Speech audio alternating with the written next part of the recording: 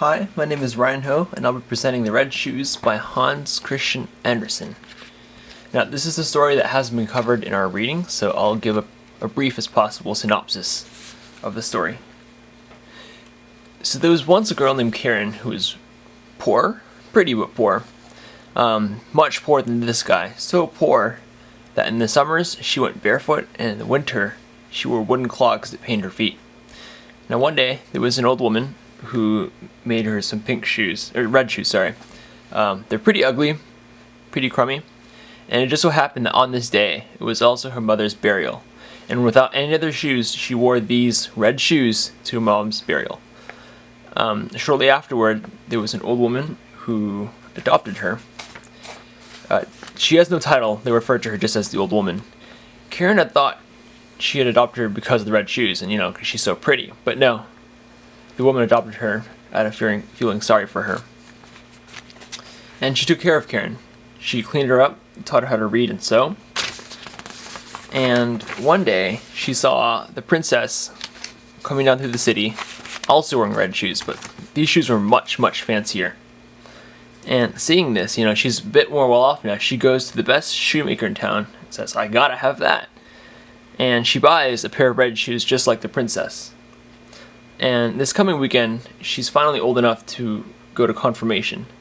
Now, I guess you can call her adoptive mother, she can't see very well, and so she wears these shoes and she can't tell. She wears the shoes to confirmation, where everybody stares at her. She walks up and down the aisle, they're staring at her shoes. The priest speaks, they stare at her shoes. The choir sings, they stare at her shoes. And all she could think of, too, was her shoes. And news reached her adoptive mother, and she wasn't too happy about this. She forbade Karen from wearing the shoes to church again. But, coming Sunday, it was time for communion. What did she do? She wore the shoes again. And on the way there, they met an old soldier.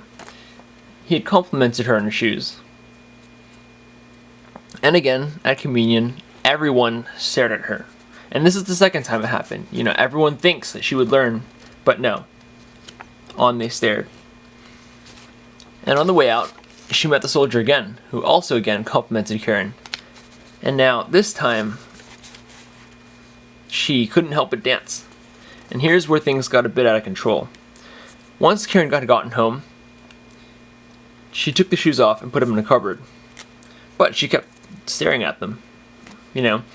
Every few minutes, peek back in the box. Her adoptive mother soon fell ill, and there was nobody better to take care of her than Karen. There was also no one more owing to her than Karen. But Karen thought, oh well, she won't live long. She looked at her adoptive mother, and she looked at her shiny red shoes. She had got invited to go to the ball. What did she do? She went to the ball. Once at the party, the shoes had a mind of its own. When she wanted to dance left, her shoes made her dance right. They danced her to every corner of the party, and even off to the dark forest, where she again met the soldier. But this time, it freaked her out, because she could no longer control her feet. She danced past the graveyard too, where she met an angel, who proclaimed that she would dance until she was cold and pale. She would dance past all the vain little children who would recognize her and be afraid. She was to dance forever. She begged for mercy, but the angel couldn't hear. She had danced for days now, getting hit by thorns and twigs alike. And one morning, she danced to a familiar house where there were flowers and a gathering of people. It turned out that her adoptive mother had died during this time. Could she say goodbye? No, she was too busy dancing. She made her way to the executioner's house, feeling extremely guilty by this time. She had begged him to cut off her feet, and he did so. He taught her the psalm for sinners and made her crutches and wooden feet as well. And now Karen thought that she was, good to go. And so she was going to make her way to church to show everyone that she had changed.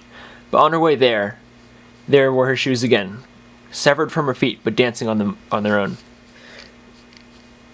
This happened for several Sundays in a row, and finally, with no place to stay, Karen chose to go to a parsonage and serve there as a servant. The family The family read the Bible together. Any mention of finery within the text, however, made her shake her head. One day, they invited her to go to church, but so deep in guilt, she could not get herself up to go, and stayed at home and prayed for mercy. She prayed and cried, and finally the angel came and brought her to the church. Once there, everyone seemed to accept her. They no longer condemned her for what she had done. She saw this to be a sign of God's mercy and was so happy that she went to heaven. And so the context of the story is that it was written by Hans Christian Andersen in Denmark way back in 1845.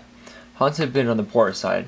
At a very young age, he had to support himself while attending school, so he very well knows the virtues of being modest and appreciative. With this in mind, his audience can be expanded to reach all, although by choosing Karen to be such a young protagonist, it appears that he's trying to reach children with the story, since at such an age, many are unappreciative. And the moral of the story is to not be vain, to be aware of those around you. This was crucially highlighted when Karen went to church. Once she was there, the event wasn't about her shoes. It was not even about her, but about something greater that united them all. But so deep in her ego, in her own selfishness, all she could see was her shoes. Another lesson is to be appreciative of those who have helped bring you up. And by describing Karen's adoptive mother so vaguely, she stands to represent figures beyond the usual parents, grandparents, and guardians. Hans mostly used logos to convey his message. He displayed a clear cause and effect between Karen's bad behavior and bad luck. This makes it easy for children to understand. He also appealed to the audience's feelings, especially after Karen had chosen to go to the ball and things went downhill. He dragged the empathy out of readers by using vivid imagery to describe the guilt and pain that Karen went through. He also utilized a very common fairy tale convention of the dark forest when Karen started dancing uncontrollably. And this is a mechanism of fear that's used by many fairy tales. And questions include: what is the significance of the shoes? What do they represent? And why the color red of all colors?